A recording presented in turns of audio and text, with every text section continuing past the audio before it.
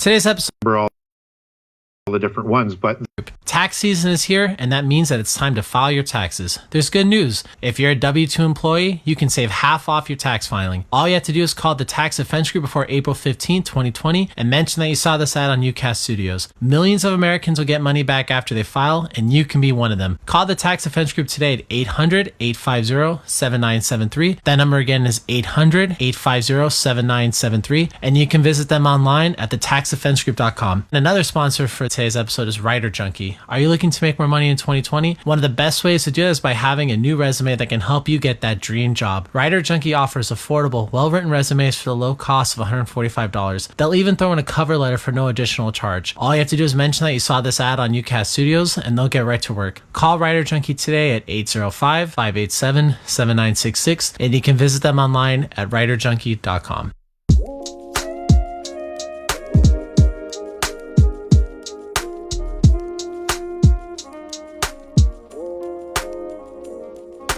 Welcome to the Talk Spot. This is Marcus, and today I'm joined again by Gary Wayne, author of Genesis 6 Conspiracy. Gary, thank you for coming on. Well, thank you for inviting me back to your show, and excited to be back and excited to be talking about the subjects that I think you've got in mind for today. Well, perfect. So one of the first things I want to talk a little bit about is like the Holy Grail. Obviously, there's been a lot of depictions of it in the media, and there's a lot of talks about it, exactly what it is. Obviously, I think for most people, they think of the Holy Grail as being the chalice that Christ drank from at the Last Supper. And then obviously when the Da Vinci Code came around, the idea of it maybe potentially being the descendant of Jesus became a little bit more prominent of a theory than where it was. Yeah, if you want to kind of talk a little bit about it, just kind of go more in depth. Yeah, it's a very, very interesting topic, and you're correct. It's not what most Christians sort of view it as, with a Christian sort of veneer on the top, where it's the chalice that Joseph of Arimathea would have gathered some of the blood that was dripping off of Jesus on the cross when he was poked with the spear. And that's sort of the Holy Grail that most people look at, but that's kind of the superficial aspect of it. And not to lend too much credibility to what the Da Vinci Code was talking about, because I don't want to get people to get trapped into relying on a fiction or, work of fiction. But one needs to understand, though, that everything that Dan Brown writes about in the Da Vinci Code is based on Gnostic belief system and Gnostic history. So the story in there is sort of a story based on facts, but it's a fictionalized account. So I don't want to dismiss the idea that there isn't another meaning to the Holy Grail, because it's a very important meaning to the Gnostic sects around the world. And it has to do with the idea that this isn't just a chalice. And the word Holy Grail comes out of Latin as Sang Graal. And Sang Graal is a play on words for Sang Grail. So the first one is spelled Graal, and the second one is Greal. And now you have a different meaning that's overlaid because it means holy bloodline. And it's also a play on the word sang, S-A-N-G, instead of just S-A-N and R-E-A-L. So S-A-N-G-R-E-A-L, Sangreal, which again, holy blood as well. So it's an allegory in Gnostic belief system that the Holy Grail is essentially a allegory for the bloodlines of a couple of very important individuals in their belief system, as they graft in different bloodlines from around the power centers or the royal families of Europe to produce the royal families. And so this bloodline, as the belief system goes, is the bloodline of Mary Magdalene, who is very, very important to the Gnostics and considered a disciple and has Gnostic Gospels that are accredited to her. And they actually raise her to, the level of Peter or higher. So a very, very important figure. And she marries Jesus of Nazareth. And then in their belief system, they believe that they actually were married at Bethany when Jesus was anointed. And that's what the Gospels of the Bible are talking about with that anointing. But as it goes is Joseph of Arimathea in their belief system, took Jesus down from the cross, which he did as recorded in the Bible, but before he died. And even Pilate, they'll use as their credibility for the story, was surprised that Jesus had died that quickly. And so the concept is that he took him down and nursed Jesus back to health afterward. And so that he never really resurrected, he just sort of disappeared, and he escapes away and then hooks up with Mary Magdalene, his wife, later, and they produce Grail children. And this is the Grail that Joseph of Arimathea takes to Glastonbury. And there's some stories and different children in between, but the short version is Josephus is the third son, and he's the one who is going to lead the family because of death, and one goes into more of a monastic life and isn't going to have any heirs. So Josephus would receive a title that they would call the Daviddom in their belief system, which is a play off of David and a title like a Caesar. So look at it from that particular aspect. So Joseph of Arimathea takes Josephus to Glastonbury, which of course is very, very important in Celtic history and King Arthur and Grail stories. So, and there is given lands and protected by the Celtic kingships. And from Josephus, he's going to intermarry as a bloodline of the royal bloodlines of Israel, going back to David, is going to intermarry into the Celtic Pendragon kingships that eventually will produce King Arthur, which, the Holy Grail stories are based around. So this is the story of the bloodline of the survival of Jesus' son and Mary Magdalene's son as it marries into the Celtic dynasties, and then that bloodline will cross over to the Merovingian dynasty as they lay it out through Aragon and Amenabad. So Aragon will come out of the Camelot dynasties.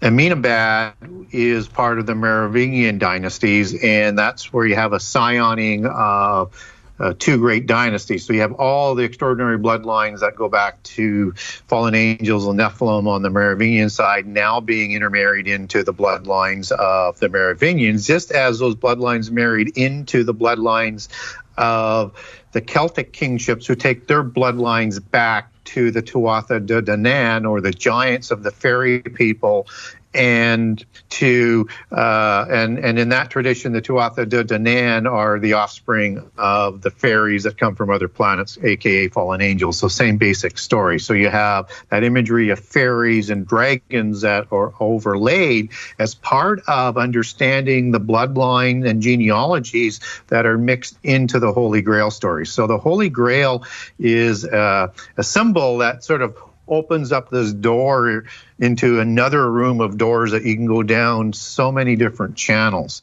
I think I'll leave it there and let you back in because I've covered a lot of territory already. Okay. You saying then, so that do you believe that the Holy Grail actually, it is the descendant of Jesus and Mary Magdalene, or are you just saying that that's kind of what the Gnostics believe? Yes, it's certainly not my belief. It's what the Gnostics believe. And what's important to understand about that is it's what the Gnostics and the secret societies and the royal bloodlines are wanting to do with what they believe and are doing with what their belief system is. Whether or not people want to accept it or not, they believe it, and they track their genealogies all throughout history. And the higher the pedigree and the ennobling through scioning of bloodlines raises that pedigree, is where they fit in that whole sort of culture. So they will, track these bloodlines to fantastic ages into prehistory, whether it's accurate or not. It's the records that they have, and it's what they base their divine right to rule on. And, it's interesting, Prince Charles, who, obviously the Windsor dynasty comes out of the Hanover dynasty in the I can't remember the other one, that German dynasty that they intermarried into, and they changed their name to Windsor in World War I to separate from what was going on with the Kaisers in Germany. But they also have bloodlines that, have intermarried with the Stuart dynasty. And what's really, really interesting, where it sort of intersects here in terms of some of the Pendragon imagery that's in the Celtic lore is that Prince Charles is on record, and I can send people links on that if they want to get hold of me, but he is on record in saying that his bloodlines also go back to Vlad the Impaler, who is, a dragon as well, and who Dracula was based on.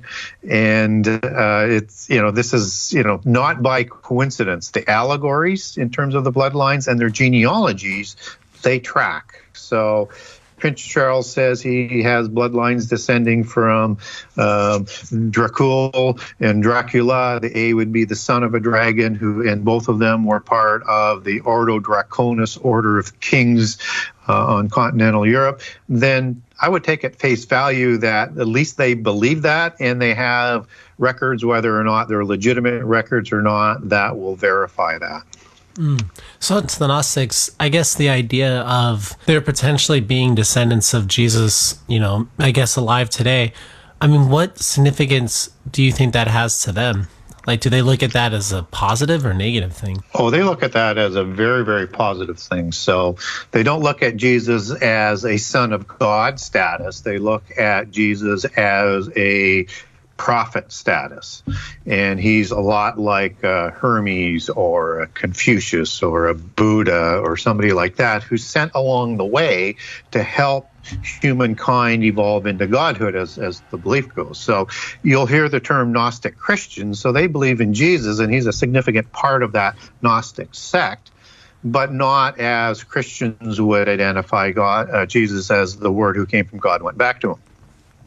So they lower him to a level, but they recognize he has bloodlines that goes back to the Davidic kingship, which is very, very important in that cult of bloodlines and genealogies. And it's important for them in terms of what they believe is going to happen in the end time. And again, all the religions have a version of the end time. All of them have Messiah-type figures, and they have a similar apocalypse by fire. And that's where all the different accounts out there sort of intersect in directionally as to what's going to happen. But how it exactly plays out, that's where it falls into different sort of vernacular or local traditions in terms of the religion or the areas where those traditions come from.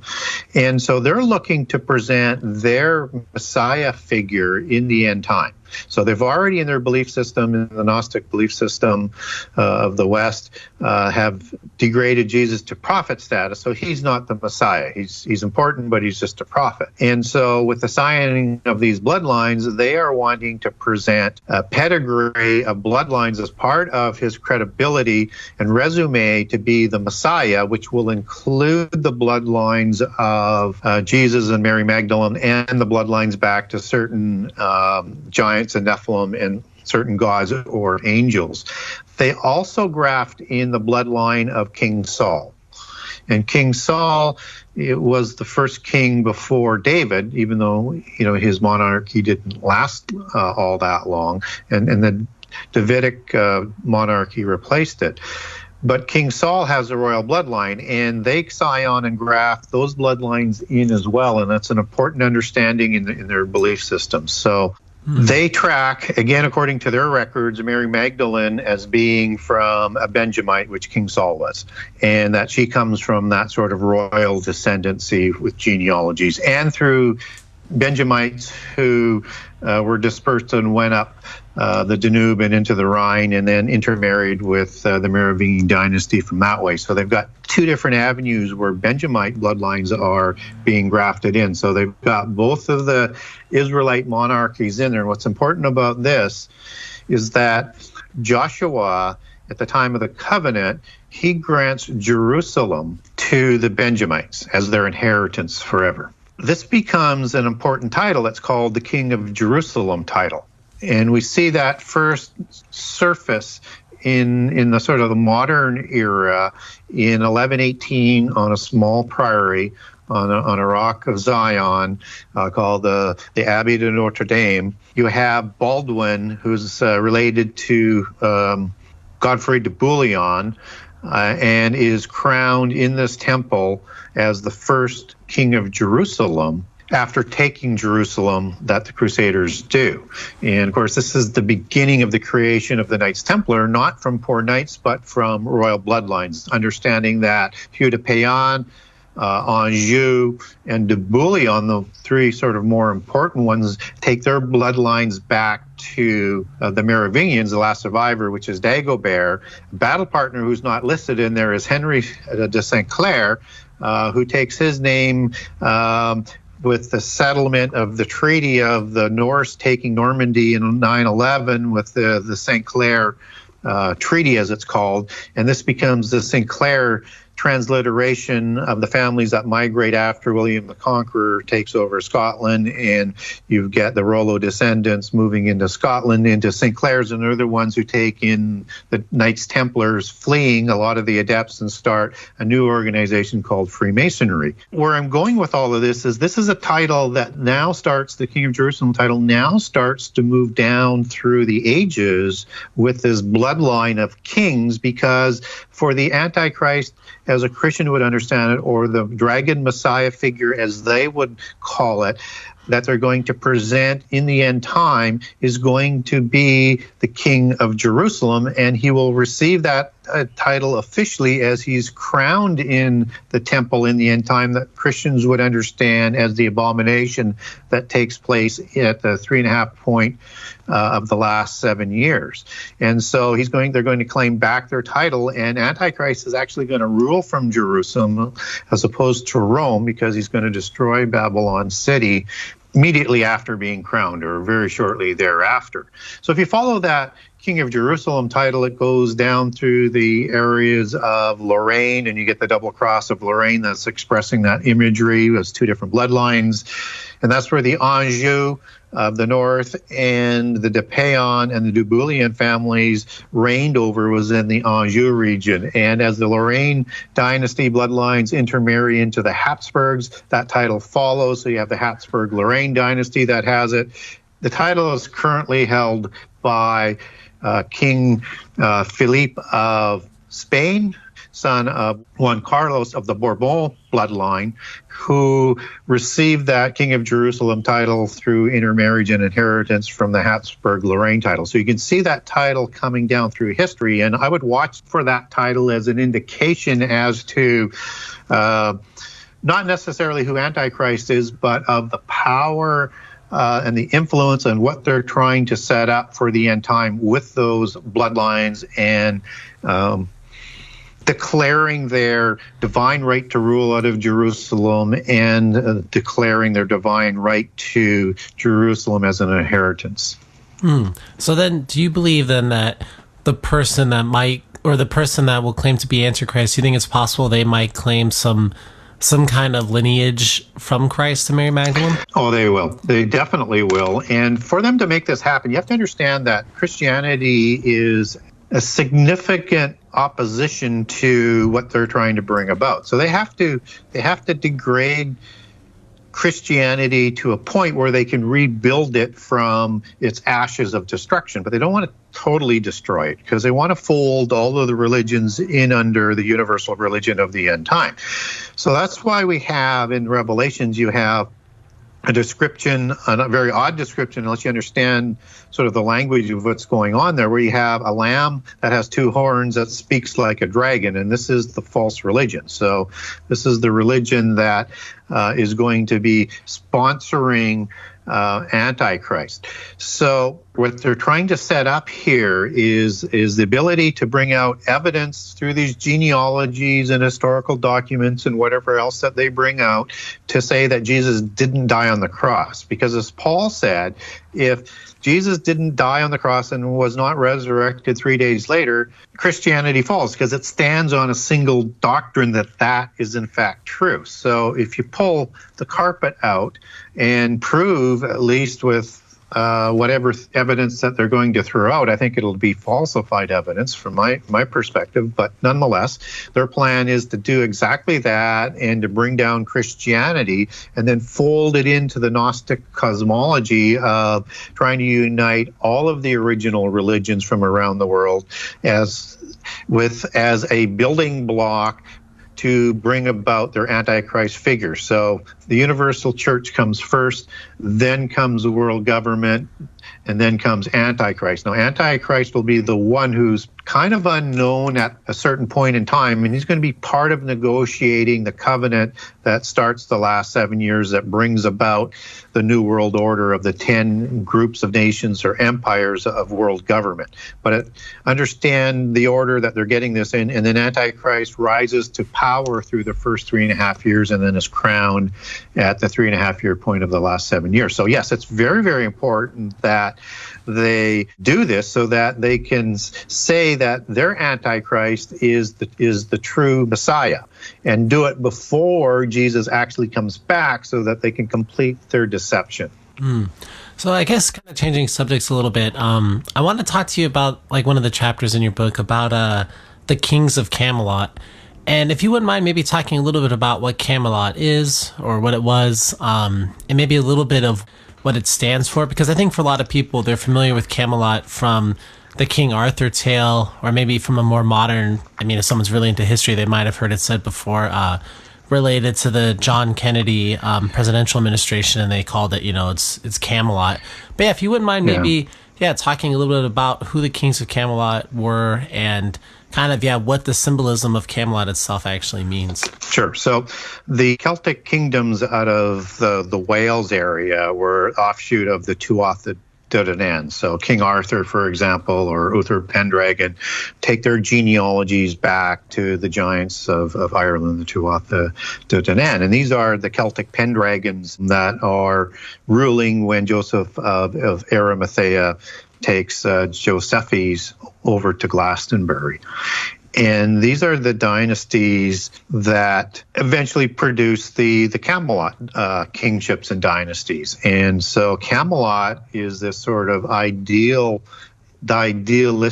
kingdom, and it's based a lot on prehistory and of what they want to do. So when we look at Camelot, and we understand that we're talking about giants, we need to understand also about Gnosticism, that they understand they are the beings of light, the children of light, and the enlightened ones and the illuminated ones. So all of these terms are sort of interrelated, whether or not it's political, religious, or through the royal bloodlines. Camelot actually means curved light, and it's a city of light, as they would understand it, or a city of knowledge. And the U.S. is often referred to as the shining city. So it's a city of light that shines, and it's a city of shining ones, which is an allegory for the giants of Sumeria and the Tuatha De Danann, the fairy people. And so all of this is set up as to being, Camelot was located, on top of a high hill as the mythos goes. And so the U.S. is this shining city. And so when I look at the analogy that's going on, and I'll talk a little bit more and bring some more details in on it, but just to give people a frame of reference as to what I'm talking about, the U.S. is the platform for world government. So the term, the U.S. being a shining city on a hill, is basically the term that they're saying this is the model we want world government to set up on, independent states all working together. And it comes out of the golden age, the age of enlightenment, the age of Atlantis, that they're trying to set up. And in Atlantis, you had 10 pieces to the Atlantean Empire that was trying to, through military force, take over the whole world. And it's recorded in Timaeus and Critias by Plato. And of course, they don't succeed. They're actually defeated by the Athenians, according to Plato. But nonetheless, this was the golden age. This was the empire. And this is the new Atlantis that they're trying to bring in for the new age.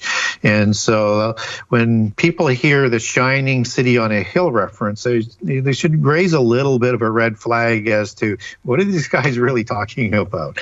Now, Camelot is also made up of the word lot. as in Lot Norway, Lot France, and Lot from the Bible. And all of those are important. So Lot, Norway, is where the Viking kings come from and where Rollo descends from, that will produce the De Bruces and William the Conqueror and the St. Clairs that I was talking about. And they're going to intermarry into the bloodlines of once they expropriate Normandy in 911. But previous to that, Gawain is also from Lot, Norway, in the Camelot and Holy Grail mythos. And he is literally a Viking, not only a knight, but a king. So the Knight of the Round Tables of Camelot, where Arthur reigns from, is actually a similar analogy to the Lord of the Rings from prehistory, as a round ring,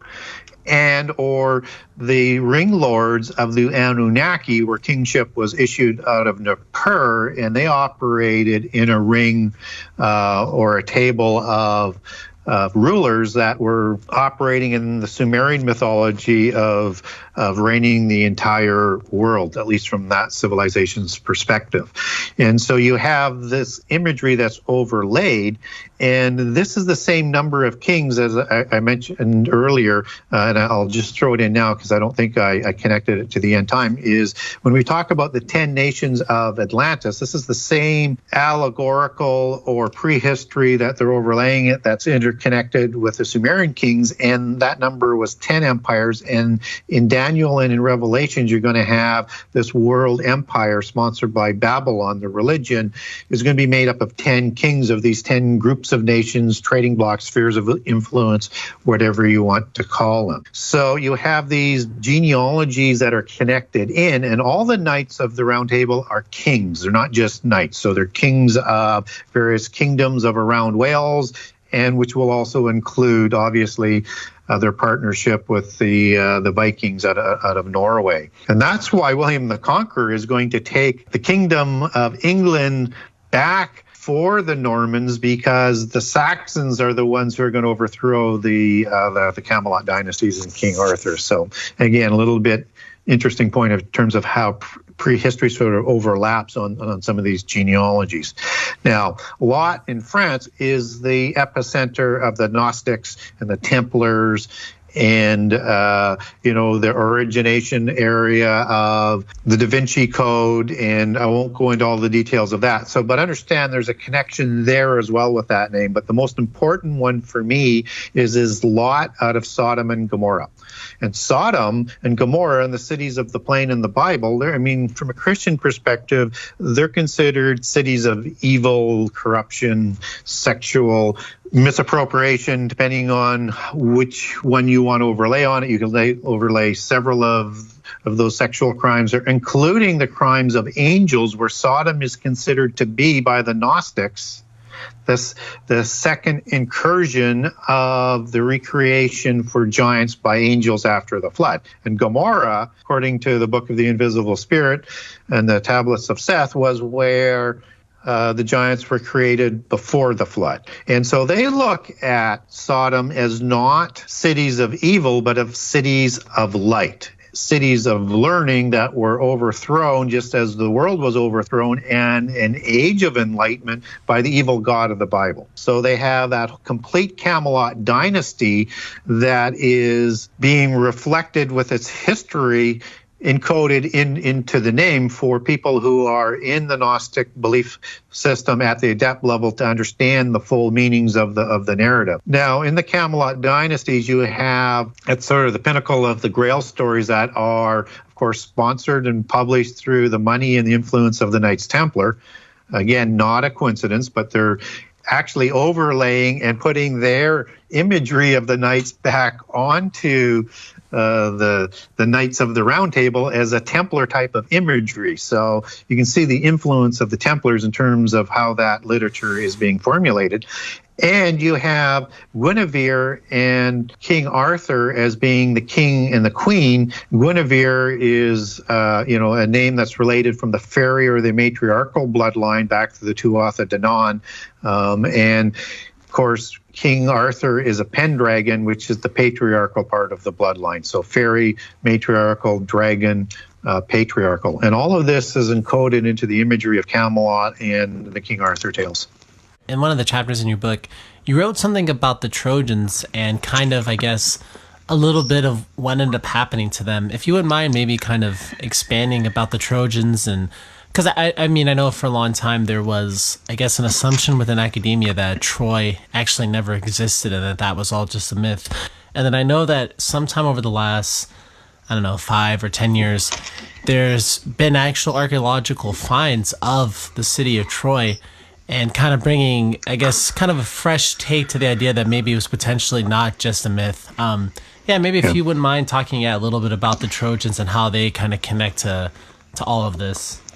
Yeah, and again, we don't know whether or not all of the details as we get of Troy are completely accurate, but there's certainly a certain amount of information that's likely true. And the more things are researched, the more it sort of substantiates what's written, not only in the Bible, but in other accounts from around the world in their history and religions, Troy being one of them. And Troy was this, city that was located in Scythia or in northwest Turkey.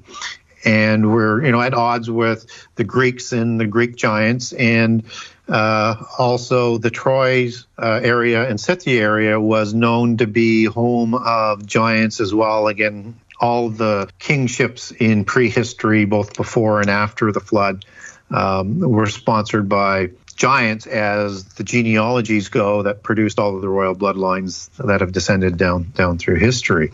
But after the defeat of the Trojans, there's a couple migrations that take place. One is over to England and one is over to France. And so one portion will marry into the French kingships and set up in around the Paris region. And of course, Paris is part of the Troy legend and mythos, and that will be a basis for the French bloodline that is going to produce the Merovingians, and part of the Scion bloodlines that the Merovingians have that go back to giants. Another portion will move over to England and to Wales, and in a several level of migrations that are going to intermarry into the Celtic kingships that eventually come to power down the road. And a couple of the giants that are listed that migrate from that area, along with Brutus and Paris and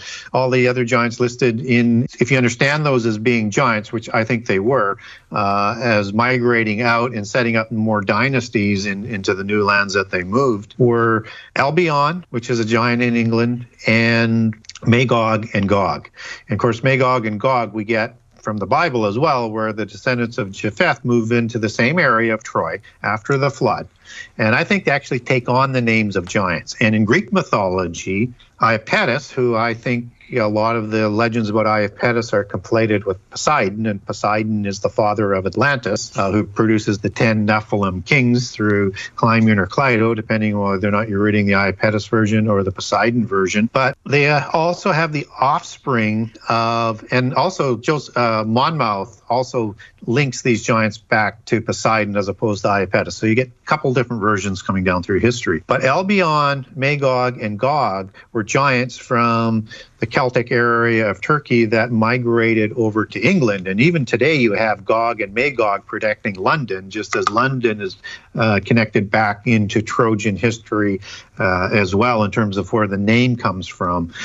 And so these are also the kings that are marrying into the Celtic kingships, and both coming out of Normandy, France, and in the René de Chateau area that is talked about in Holy Blood and Holy Grail and the Da Vinci Code.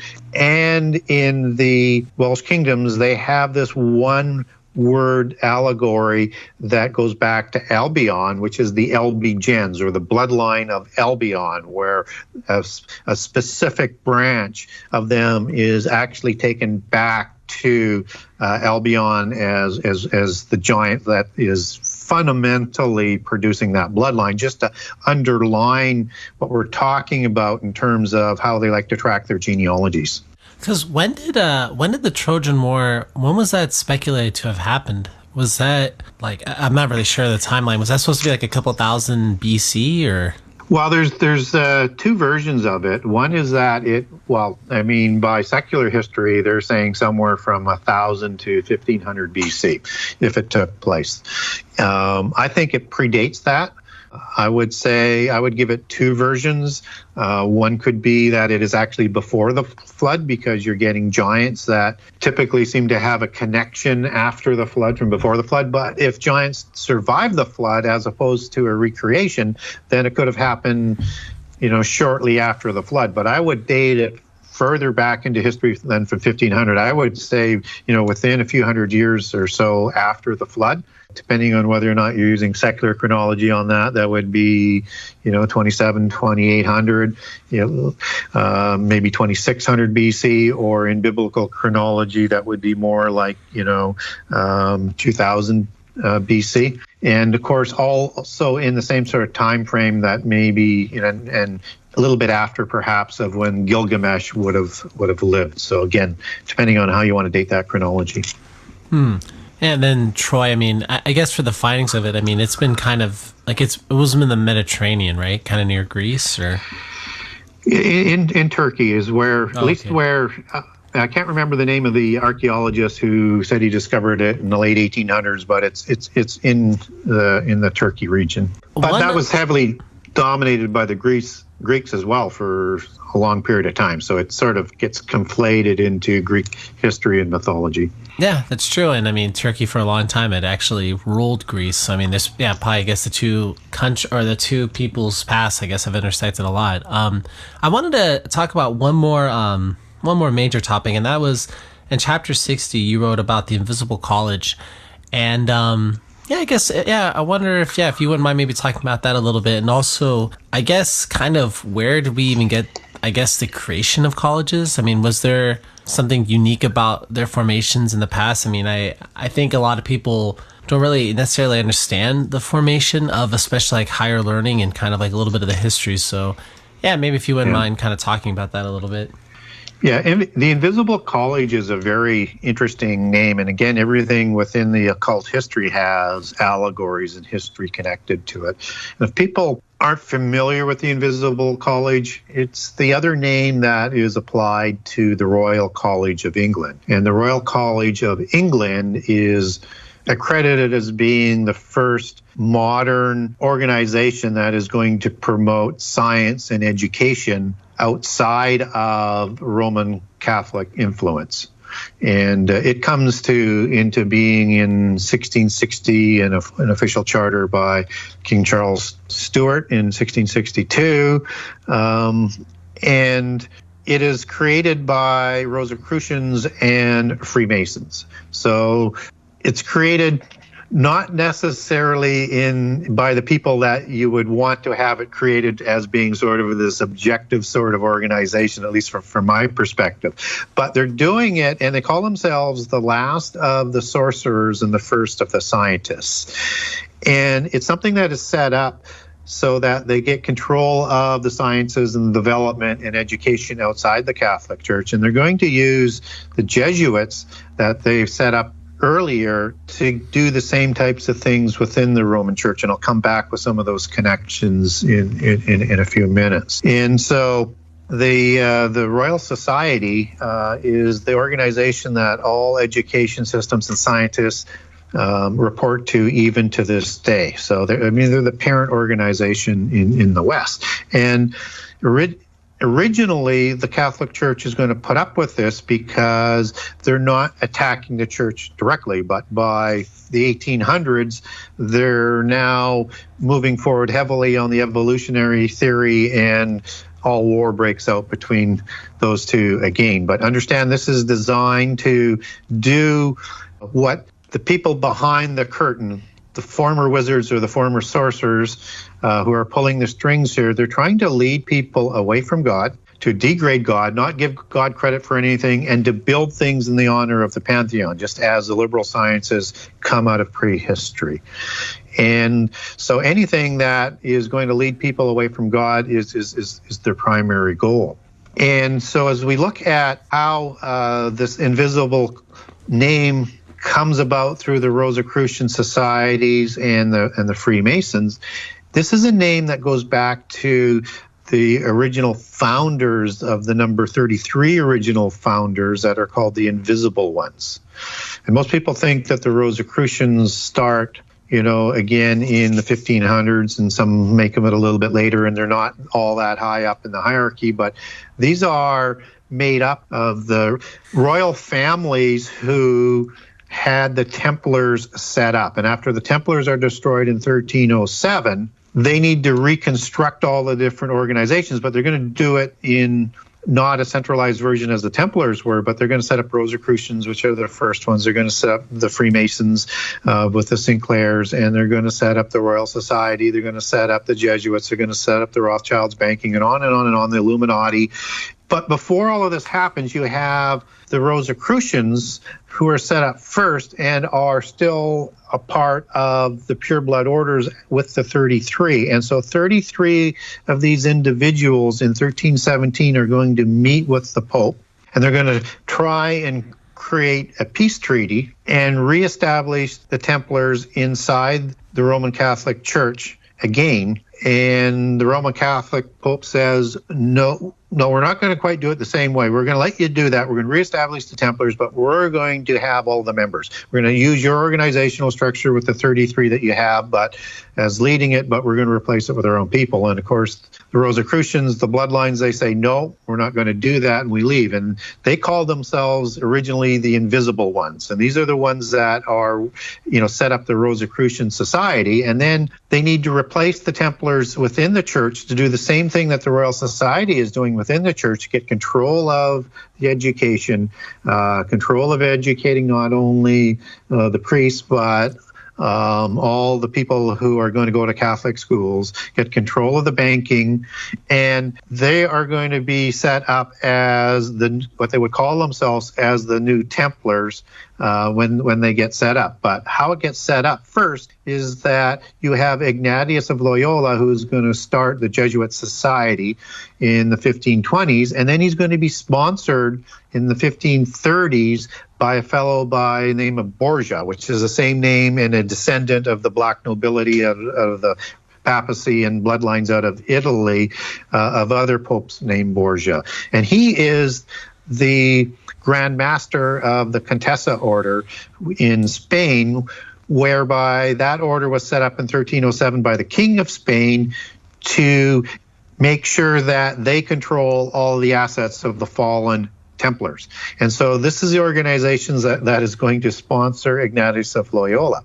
And then in 1537 to 1540, the Jesuits become an official papal order. And by 1570, Borgia, Grand Master of the Contessa Order, is now going to become the third leader of the Jesuit order, and he moves to get control of the banking with the King of Spain, and they get control of the banking, and they've been controlling the education ever since. Now, the Jesuits fell out of power in the 1800s, but then were reestablished with all their powers, shortly thereafter, and have been on the incline today, and actually have a Jesuit Pope today. So the idea that's going on with the invisible colleges is to educate people in their indoctrination, both inside the church and outside the church. And all of it has to do with preparing people for the end time. The religion that they originally established to build a bridge between science and religion for the end time was called Theosophy, which is produced by the Rosicrucians and is the same religion that people would have been familiar with as being Gnosticism, starting with in the 1800s as Blavatsky does the offshoot of Theosophy. And it is replaced after the alien phenomena with Rosalind in the late 40s and the alien thing coming on the scene with the New Age movement. So New Age is Theosophy, and Theosophy is Gnosticism, which is the religion of the Rosicrucians, which was designed to be the end-time religion, the New Babylon, just as it's written as New Babylon in the Constitution written down by the Templars by Master Rosalind, and I've got information on that if people want to get a hold of me on it, that they wanted to, from within inside the church, set up the New Babylon with the Templars, and that's why the Jesuits were called the New Templars, and that's what their role is inside the church: education and to set up the religion of Babylon from within. So when we look at both sides of the coin, is we have to use a critical eye. And I'm not saying knowledge is bad. I mean, knowledge can be good and knowledge can be evil. It depends on how you use it. But we need to lay a critical eye on everything that we're told and dig a little bit deeper so that we have a better understanding. Are they manipulating us or are they not manipulating us? Yeah, that completely makes sense. I mean, do you feel like with the Invisible College, I mean, I guess their tentacles, I guess if you want to say it like that, I mean, it's obviously expanded outside of Europe as well, right? Oh, absolutely. And they have organizations all around the world. And the Chinese have dozens and dozens of secret societies that they would equate on a parallel level. And they've got their bloodlines that come down from the Shah dynasty, that come from the dragon creator gods. And that's the Shah dynasty, which is the Li family. And of course, and again, I've got handouts on documents on how that all comes down through history if people want to get a hold of me, and how even President Xi is from the Li family. And of course, you had a Li before him, that they're back in control. So even when the communists took over, they're back in control. So yeah, you've got that reach of these families all around the world, which is why it's going to be a little bit messy in the end time, because they're all going to be competing for control. But you can start to see where and how they're going to establish the bloodlines as running that new Atlantis that Francis Bacon proclaimed in his book New Atlantis as this new age millennium that they're promising, that is, a counterfeit of the millennium in the Bible. I was also going to mention that the Invisible Ones is also a term that has a far further reach into their belief system. So the Invisible Ones are their celestial gods, their celestial masters, the great white brotherhoods, the ones that the adepts speak to, that guide them and provide information to them and knowledge to them. So as you move further into the religious side, that term Invisible Ones is basically telling you that this science is being guided by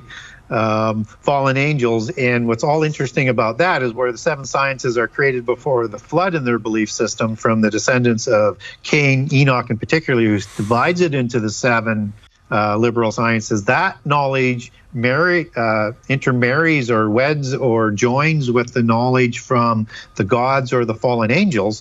And certainly as First Enoch talks about, and certainly we get information coming from the gods in all civilizations around the world. But with the Gnostic version and the Masonic version, you have these seven sciences that are wedding with this illicit knowledge in the days of Noah and Jared, where the giants are created before the flood. And so a lot of people think today that we're getting the same rapid type of advancement in knowledge that brought about the apocalypse by water in the antediluvian age as what is going on today with our knowledge expanding, and that comes through these connections of the sciences, the secret societies, the Gnostics, and the information that's coming from the fallen angels to accelerate that knowledge for the end time. You kind of mentioned something that, and maybe we'll just cover this one last topic real quick. You mentioned something about the Chinese leaders and the people involved in China, and I guess that's something I've always kind of wondered is when it comes to at least this kind of information that's read about and people watch videos on YouTube and things in the Western world, it's oftentimes very Western centric, where this person, this thing came from Europe or this thing came from America. It's usually one of those two kind of things. But you kind of raise a good point when you start talking about the Chinese and a little bit of their history is, I guess, how do they kind of play into all this? And I guess what are some of their secret societies and kind of who are some of the major players in China that have kind of been running things for a long time? I mean, you kind of briefly talked about the Lees. But yeah, maybe if you wouldn't mind, maybe just, because I know that's a whole other can of worms, but maybe if you wouldn't mind just kind of giving like a glossary, kind of like, the equivalent of, who are the equivalent of the Jesuits, let's say, in Chinese history, or of the Rosicrucians or the Templars, if they have such a group?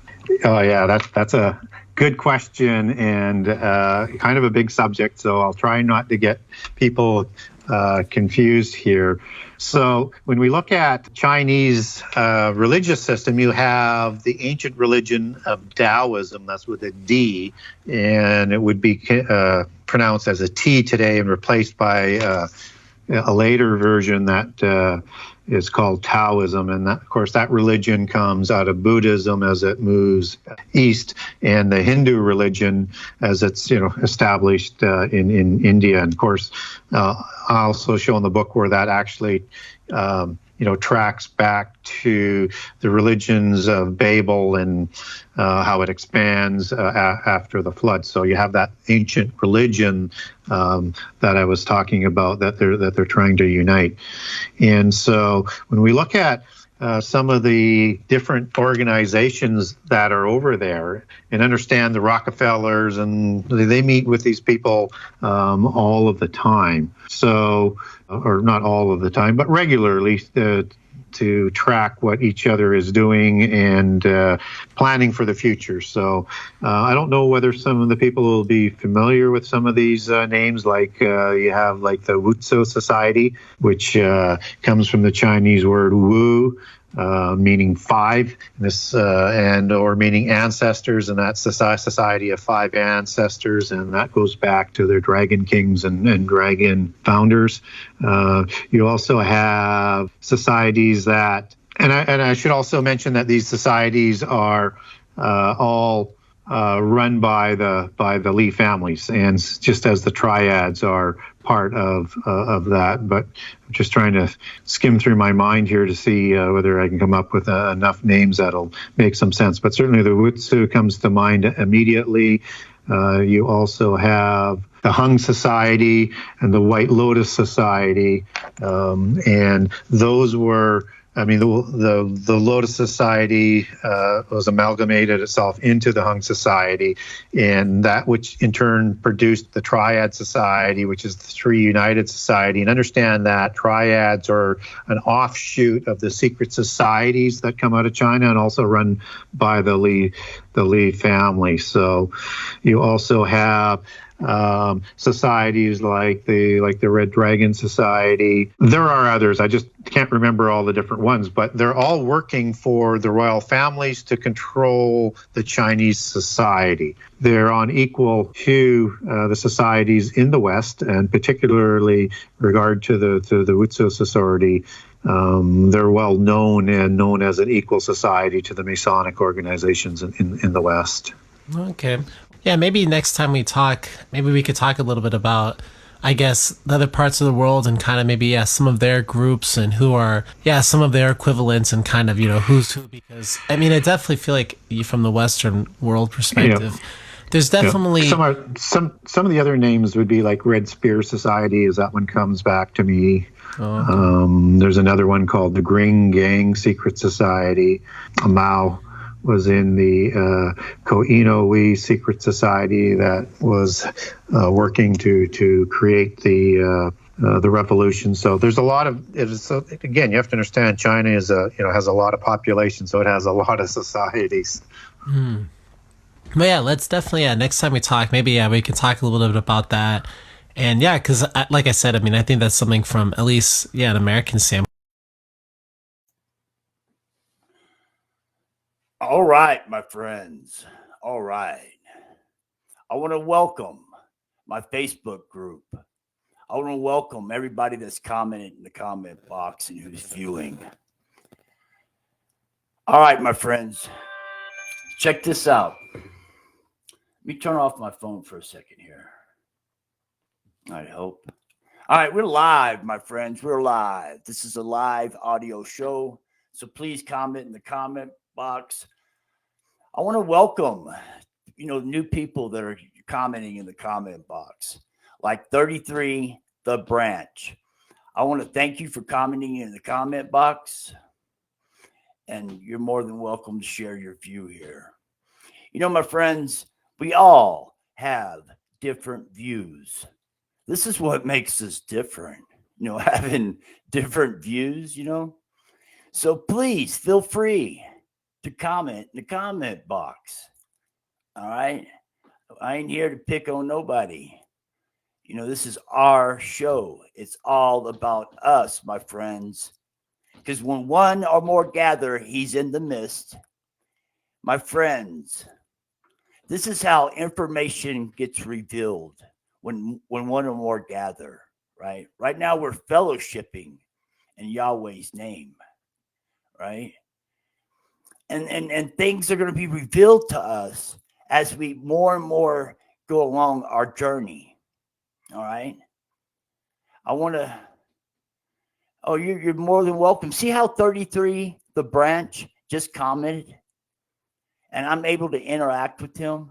This is live entertainment, my friends. You're in your home, I'm in my home, and we're live, right? And we're here. We're fellowshipping.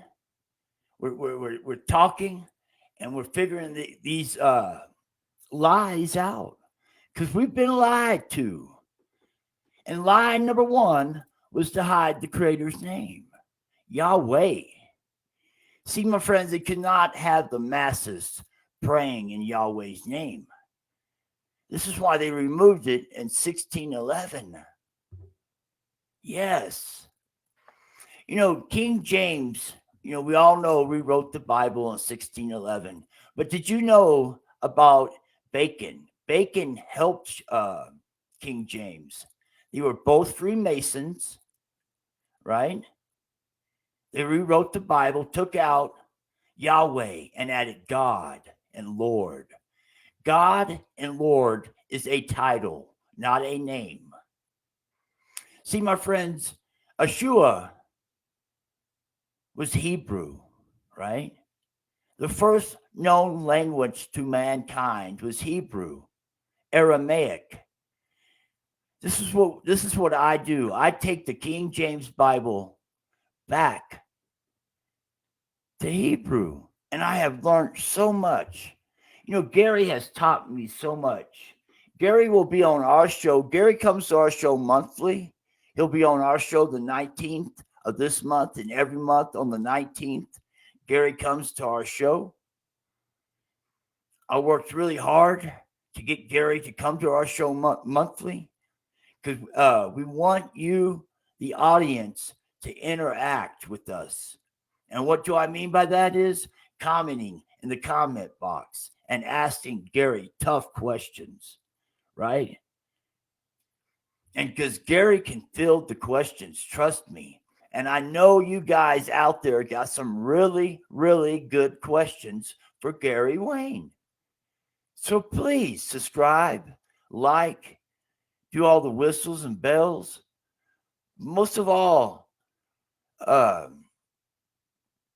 hit the bell button. That way you know when I go live. Because I do all my shows live. All right. All right, check this out, my friends. Let's talk about Enochian magic. What is Enochian magic? What is Enochian mysticism? All right, let's talk about what is their agenda. We need to talk about Nephilim culture. We need to talk about their agenda. Right? All right. Let me do this a little adjusting on the screen. Let me pause for a second. My friends, I try to run my mouth and run this dashboard at the same time and read your comments at the same time. It's a little difficult. So if I don't get right back to your comment, please just give me a second and I will. Let's talk about Enochian mysticism. Enochian mysticism is the root of all evil, my friends. The root of all evil. Okay, somebody had to teach Cain. If Cain taught his son, the bad Enoch, right? Who taught Cain? Somebody had to teach Cain Enochian mysticism. See, when Cain killed Abel, he was kicked out of the garden and sentenced to the land of Nod. In Nod, he started a city. And he built a city, and he named it Enoch. He also started a mysticism school, right? And this is where Enochian magic started. But somebody had to teach Cain. My theory, my view is, Brother Alfieri, my theory is Azazel. If Azazel taught humans, Sister Holly, if Azazel taught humans, he surely taught Cain in the land of Nod. Right? Okay. All right. So who did the bad Enoch teach? Who did the bad Enoch teach? Enochian mysticism to Holly, Alfieri, 33. Who did Azazel? All right. All right, check this out. Let me put it to you like this. The bad Enoch taught Nimrod. How did Nimrod become a Nephilim? Our Holy Bible says Gibborim. Gibborim, Rephaim, Nephilim are all the same thing. How did Nimrod become a Nephilim? How? Just poof? No. He got his hands on Enochian mysticism. This is how they become Nephilim. See, I'm a proud human. I don't want to become a Nephilim, Holly, Alfieri. You know, I'm a proud human. But there's people out there that want to become Nephilim, right? I ain't gonna call no names tonight, but we all know who I'm talking about. Alfieri.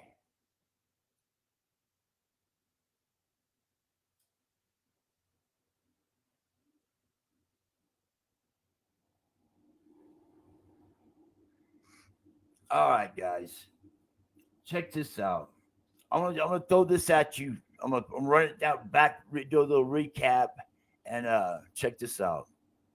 Somebody had to teach Cain Enochian mysticism. My view is it's Azazel. Samizal taught Cain. Who did Cain teach? The bad Enoch. Who did the bad Enoch teach? Nimrod. All right. Now let's talk about the righteous Enoch, the holy Enoch. Let's talk about him. All right. Yahweh took the righteous Enoch up to heaven at the age of 365. The righteous Enoch didn't have to die. Yahweh took him to heaven. Only Elijah and Enoch this happened to. We got to pay attention to the righteous Enoch. He's seventh from Adam, Noah's great-grandfather. Our apostles quote from the book of Enoch. So apparently they were packing around the book of Enoch if they're quoting from the book of Enoch, right? Alfieri, 33, Branch. You know, it's so cool to see y'all praising Yahweh's name in the comment box, fellowshipping. It's so cool, Alfieri, Christine, and others. I want to thank Plaid Panther, Poor Mountain Joshua, Flamingo, all of y'all guys in the comment box. Thank you. All right. Check this out, my friends.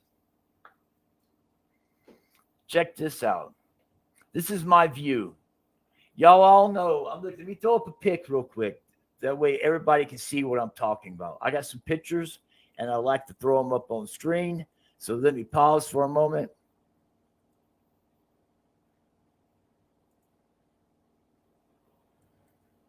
All right. To my right, I have the United Nations flag and a flat earth map. If you're having trouble with the flat earth theory, look at the UN flag. If you want to make fun of flat earthers, you want to make, you're so stupid. You know, I've done my research. Look at it for yourself. That's a flat earth map on the UN. They put it right out there for us to decipher. It's us to seek. And I have sought. And what I have sought is the UN has a flat earth map as its logo. Why? 33 branch. Why Christine P? Why Al Freary? Why Plaid Panther? Why Genghis Khan? Why Flamingo? Kathy? Holly? Why? I'll tell you why. Because all they have to do is say, you've been lied to. You've been lied to. Secret societies. Secret societies. That's all I'm going to say. You know, I like to keep running this channel, but if I keep running my mouth, I'm liable to get kicked off air tonight. You know? Because I got a motor mouth, and I want to spread the truth. And the truth is, you've been lied to. And lie number one was to hide the Creator's name. Lie number two was to confuse you about the cosmology, the plane that you live on. Lie number three was to confuse you about Enoch. Al Freary.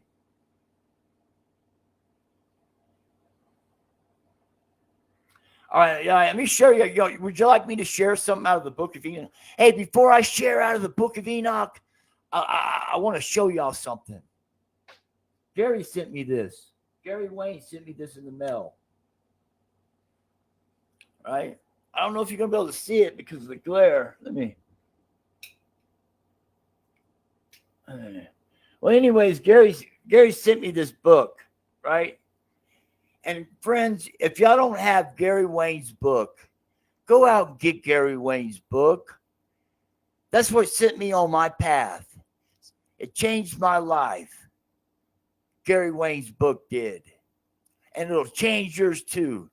Gary Wayne's book, what it did for me was, it's like a encyclopedia. It's a go-to book, right? It's a big book, but he has it broke down into small chapters where you can digest it. And it'll explain Nephilim culture to you. So if you want to learn about Nephilim culture, go out and get Gary Wayne's book, Al Freary.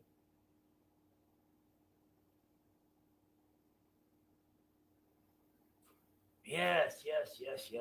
Hallelujah. Praise Yahweh's name. It's all about Yahweh.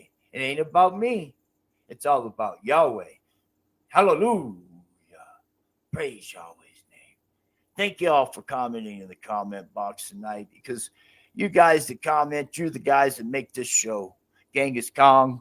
That's my brother right there, Genghis. Hallelujah. May Yahweh bless Genghis Khan and his family. Yes, Father. Okay, we just got a comment for Genghis Khan. He's a good brother of mine, and I like to interact with Genghis Khan.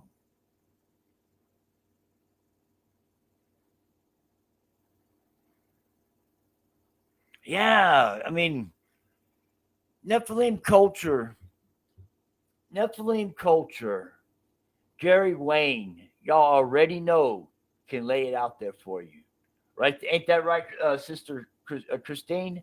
Gary Wayne's book is a go-to book, right? That's what I use it for, right? And if you want to know about the bloodlines, all that stuff is in Gary Wayne's book. All right, and Gary Wayne will be on our show the 19th of every single month. So please mark your calendar, like, subscribe, but hit the bell. That way you know when we go live, because this is a live audio show, my friends. We all have different views. That's what makes us different, right? And that's why we're building this platform, is for us. And I want to thank those who participate. All right. May Yahweh bless all. All right, Chickie, we know, I was going to close the show, but we got a lot of people tuned in right now. So I got a motor mouth. Y'all want me to talk more about Enochian mysticism? Enochian magic? me throw it out there for you, some more truth. You want to hear some more truth? Truth is fact information. Fact information is Nimrod. Nimrod's birthday is December 25th. Yes, NPC. Yes.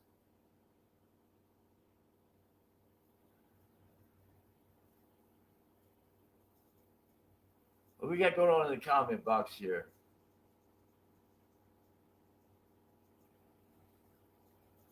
All right. All I ask people, and we have moderators that are in our comment box. All right. Christine P, Genghis Kong are moderators in our comment box.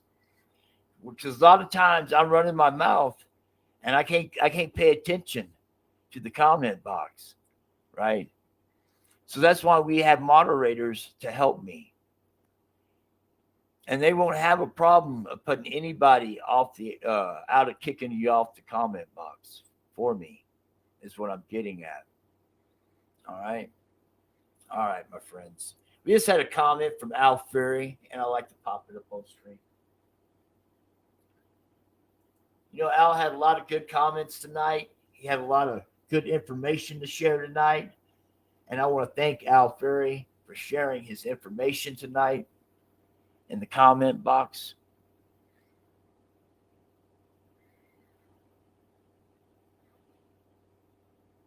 Oh, thank you, brother. I just read your comment. Your words mean a lot to me. And, because this show, it's not about me. It's about us. We're building this platform for us. But, my friends, I learn a lot from you guys. I do. Y'all send me on paths, right? Because y'all comment or message me and ask me a question, and it'll send me on a path, right? So, if I'm reachable. If you want to reach me, I'm on Facebook, and I have a group called Seeking Yahweh's Word on Facebook. Al Fury, you're more than welcome to come join us. It's called Seeking Yahweh's Word on Facebook. Hey, Sister Christine, could you please pop up a link in the comment box or put up Seeking Yahweh's Word for others to come join the group?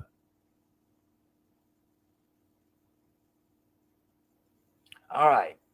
Let's talk about Enochian mysticism. Let's see how many people we retained. We lost 3 people. Still retaining around 20. That's not bad. All right, let's keep talking. Enochian magic. What is their agenda? What is the agenda of Nephilim culture? Well, my friends, my name is Bishop Holsonback, and I'm going to break it down for you tonight. Nephilim culture are trying to get through the firmament. 17 times the word firmament is used in your Holy Bible. But nobody knows what the firmament is. Well, I'm here to testify. I'm here to testify to you, my friends. The firmament is the most overlooked word in your Holy Bible. You open up your Bible in Genesis 17 times. Firmament. The word firmament is used, but nobody knows what the firmament is for. I'm here to testify. I know what it's for. It's to protect us from different realms and different dimensions that are above us. See, my friends, there is different realms and different dimensions that are above and below. My friends, they're trying to crack the firmament. The stars, the moon are inside the firmament. Nephilim culture have been trying to crack the firmament for millenniums to get to different realms and different dimensions. Sister Christine, NPC, This is what Nephilim culture are trying to do. All right. See, there were many, many causes. There were many causes of the war in heaven. There was a lot of causes of the war in heaven. The main cause was the fallen ones wanted their own realm. They don't want to be stuck here with humans. They despise humans. Well, I'm a proud human. I don't want to become no Nephilim. Right? All right. I want to thank Sister Christine for commenting. So let me read her comment and pop it up on screen. Give me a second, and I'll read your comment as well, NPC and Al Furry.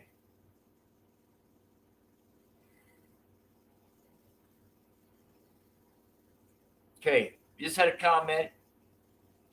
Interesting about the definition of implusa. All right, that's just y'all commenting. And we got NPC.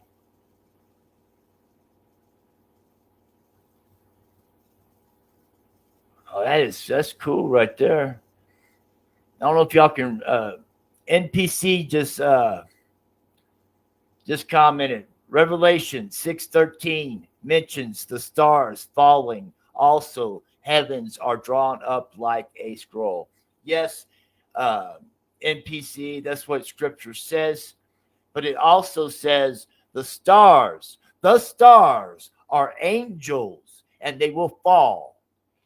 Also says in the book of Enoch, chapter 1, verse 9, in the book of Enoch says that Yahweh will come with tens of thousands of his holy saints and execute judgment upon all. Nephilim culture and human beings will be judged for their actions. This is what the book of Enoch tells me, right? Also in the book of Enoch says, when the Son of Man's name has been revealed, he is near. I'm going to reveal it to you tonight. His name is Ashua. Ashua means salvation. And it's all about our salvation, my friends. It's all about our salvation.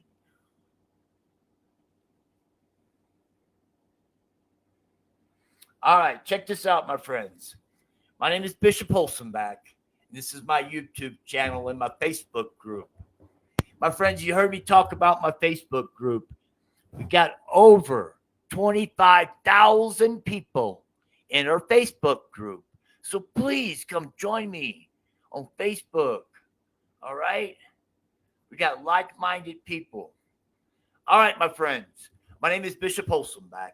This is my YouTube channel and my Facebook group, and I want to thank you from the bottom of my heart for tuning in tonight. My friends, please bow your heads, because when one or more gather, he's in the midst, and he was in the midst tonight. So please bow your heads with me and pray. Yahweh, Father Yahweh, Father, we offer ourselves to you, Father, to build with us, Father, and to do with us as thy wilt. Relieve us of the bondage of self, that we better do thy will and not our own will, and take away our difficulties, that our victories may bear witness over the people we will help today, Father. Father, you said to knock, and we've been knocking all night long for the truth.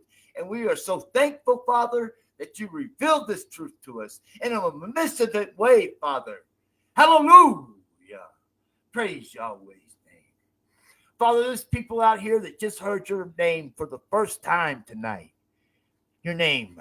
They're confused, Father. These are the ones that need to be blessed, Father, with your magnificent power. These are the babies, Father, that just heard your name for the first time tonight. These are the ones that need to be blessed, Father. They need to see it, and I ask you to bless them, Father. In the name of Yahweh, hallelujah. Praise Yahweh's name. Praise Yahweh's name. It's all about Yahweh.